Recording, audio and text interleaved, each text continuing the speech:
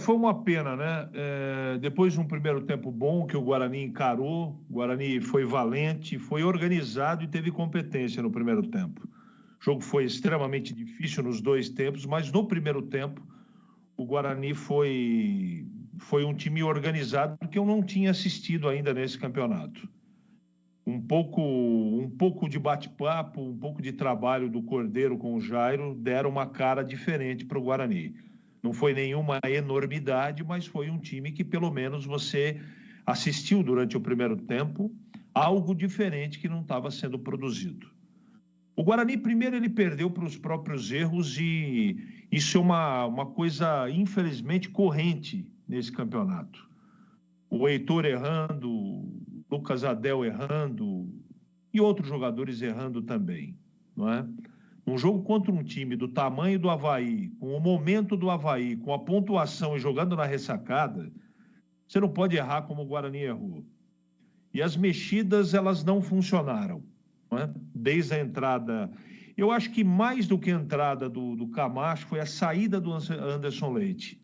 A saída do Anderson Leite perdeu o elan com o Bueno também cansou, não fez o segundo tempo da mesma maneira que fez o primeiro tempo, mas o Camacho não entrou bem, mas quem estava fazendo muita falta era o Anderson Leite, que estava fazendo essa bola, a circulação de bola e esse arrastar de bola para os jogadores de meio de ataque. A saída dele foi mortal para o time do Guarani. O árbitro se perdeu no segundo tempo. Eu continuo com a mesma opinião. Eu acho que no primeiro tempo, Edu, ele deveria ter expulsado o William Maranhão, número 6. Não é? Ele que botou a mão na bola, tá? E no segundo tempo ele tinha que ter expulsado o João Paulo. Mas no pênalti eu continuo ficando com a mesma opinião que tive em tempo real. Para mim foi pênalti. Mas a arbitragem resolveu, desde o primeiro tempo, controlar a partida no cartão amarelo. Ele se perdeu completamente no segundo e eu não sei se foi recorde.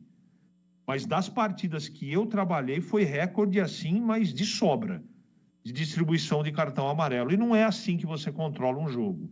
Não foi um jogo violento, foi um jogo de contato, foi um jogo nervoso, foi jogo de dois times que queriam ganhar a partida.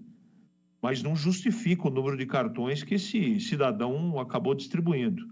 No segundo tempo ele se perdeu e como eu tenho certeza do que eu estou falando, pelos dois momentos, a falta de ter expulsado o Maranhão e a falta de ter expulsado o João Paulo prejudicou o Guarani. Agora, eu quero pontuar isso para não provocar aqui uma cortina de fumaça. O Guarani continua errando em profusão em momentos que não pode errar.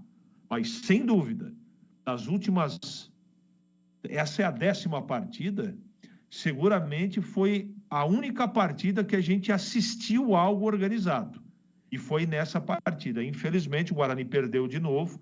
Não é fácil enfrentar o Avaí na ressacada, mas a impressão, ela traz alento. Ela traz esperança, sim. Porque não era possível o Guarani estar jogando tão mal como ele estava. E nem disputando e nem competindo. Hoje o Guarani disputou, competiu e demonstrou, pelo menos em parte do jogo, minimamente organização. Pode ser uma sinalização de um caminho diferente. Tomara seja assim, Edu.